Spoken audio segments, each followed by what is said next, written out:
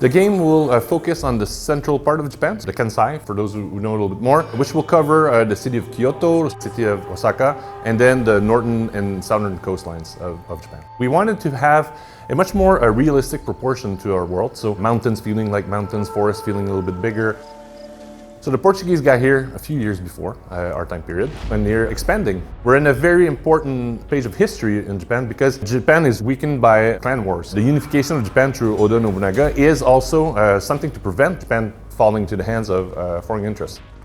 So Oda Nobunaga, he's known as the first unifier. Ultimately, he says that he wants peace, for Japan. On the other side, who is facing him or who is, suffering that peace, I would say.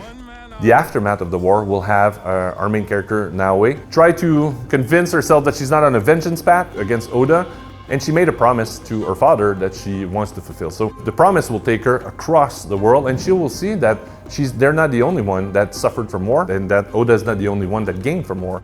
You survived the fall of Iga. Not many of our neighbors did. The assassins have been in Japan for a little bit of a longer time, and we'll discover why, and we'll discover how, and we'll discover how it's tied to Naoe as she goes through her adventure. Obviously, if you say that the assassins were in Japan, the Templars were probably in Japan as well, and we will see how they emerge from that.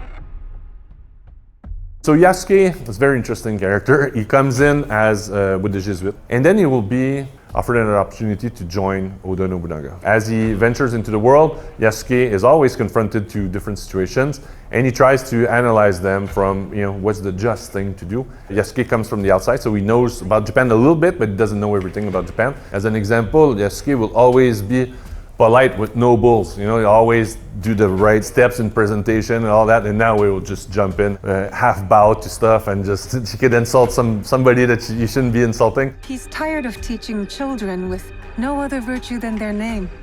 Yes, she's a young, naive person, but she's very brash and very confident. But later in the game, when she starts to meet important people who, in the social hierarchy, would be way above her, she needs to treat them with deference and respect, but is she doing it authentically, or is she doing it to get what she wants? And that subtlety is something I think we really try to focus on. We want the audience to understand when Naoe is faking it and when she's being really authentically deferent to someone. It's all very focused on their eye performance as well as their facial performance.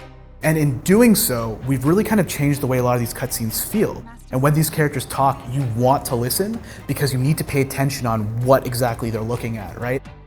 Our style is very much inspired by traditional Japanese films in terms of their storytelling, but the film techniques are a little bit more modern. Originally, we went looking, we found the Samurai Trilogy by Hiroshi Inagaki, which is from the 50s. The camera was very motivated, it was constantly moving, and they used whip pans and crash zooms, techniques that nowadays are considered a little passé, but are very modern techniques. And I think I was very interested in seeing how we could use that in our game.